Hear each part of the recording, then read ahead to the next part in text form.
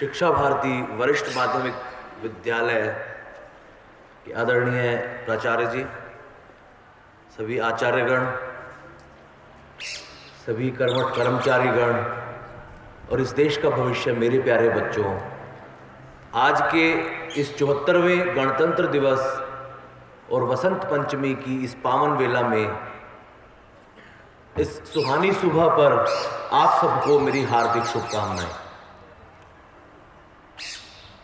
जैसा कि अभी आपको गणतंत्र दिवस के बारे में जानकारी दी गई कि किस प्रकार से 15 अगस्त 1947 को जब देश आज़ाद हुआ, स्वतंत्र हुआ, लेकिन गणतंत्र कब बना? 26 जनवरी 1950 को, जब भारत का संविधान लागू हुआ और उसी दिन देश को प्रथम राष्ट्रपति के रूप में डॉक्टर राजेंद्र प्रसाद मिले।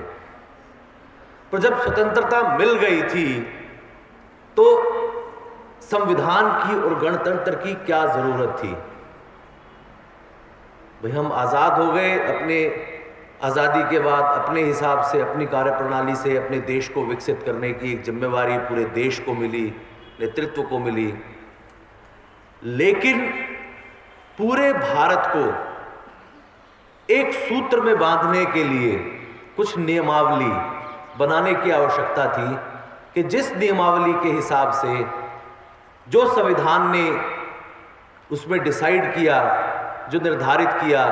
कि किस प्रकार से विधान पालिका काम करेगी, किस प्रकार से कार्यपालिका काम करेगी, किस प्रकार से न्यायपालिका काम करेगी, उन सभी सूत्रों को संविधान में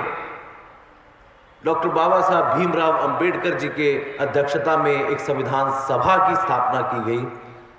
उस संविधान सभा ने वो सारे सूत्र उस संविधान के अंदर डाले और संविधान सभा ने 26 नवंबर 1949 को संविधान को पारित कर दिया। उसके ठीक 2 महीने के बाद संविधान पारित होने के बाद लागू किया गया और अभी 2015 से उस 26 नवंबर को भी संविधान दिवस के रूप में मनाया जाता है। तो अब ये गणतंत्र, जब हम बात करते हैं भारत की अखंडता की, संप्रभुता की, तो एक ही उस संविधान में सारे भारत को जब पिरोया गया कि पूरे भारत में वही नियमावली हर जगह पर लागू होगी,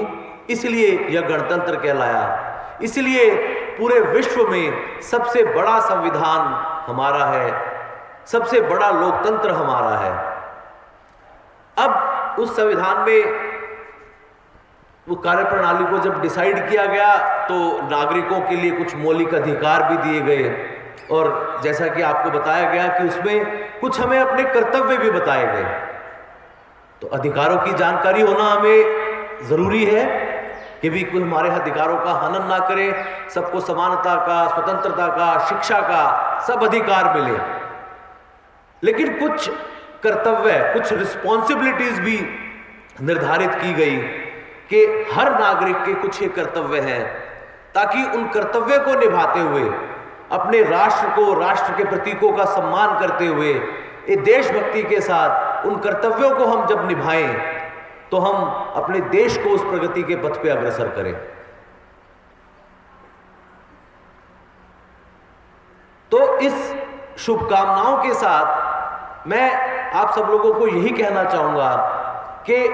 हम सब एक परिवार, शिक्षा भारती का परिवार, जिस प्रकार से इकट्ठे होके सब इस परिवार को एक विकास की तरफ ले जाने के लिए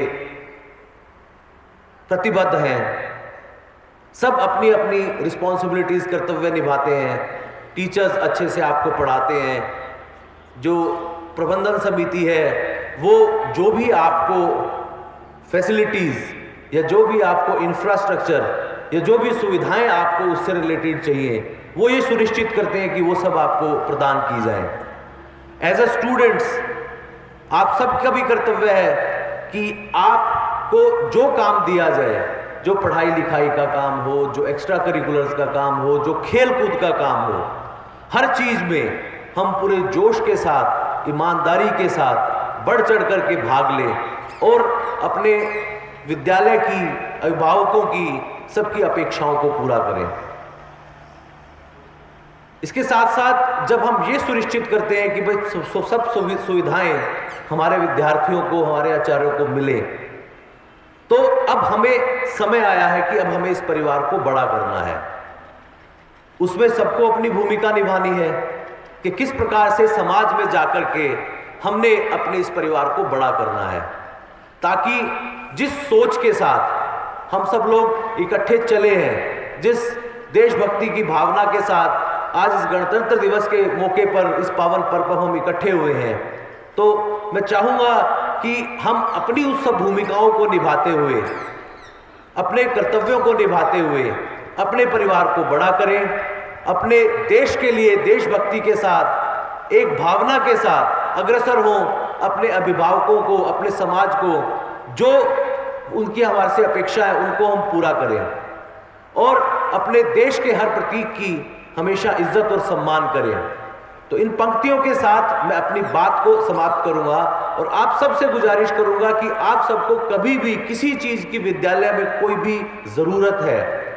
आप प्राचार्य जी को बोल सकते हैं, अपने आचार्यगण को बोल सकते हैं, प्रबंधन समिति को बोल सकते हैं, मुझे भी आकर के बोल सकते हैं, लेकिन लक्ष्य एक ही है कि हमें विकास करना है। तो इस पावन वेला पर मैं आज 2 लाइनों के साथ अपनी बात को खत्म करूंगा। आन तिरंगा है, मेरी शान तिरंगा है, अरमान तिरंगा है, अभिमान तिरंगा है, मेरी जान तिरंगा है। तो आप सब लोग को बहुत बहुत बधाई। भारत माता की।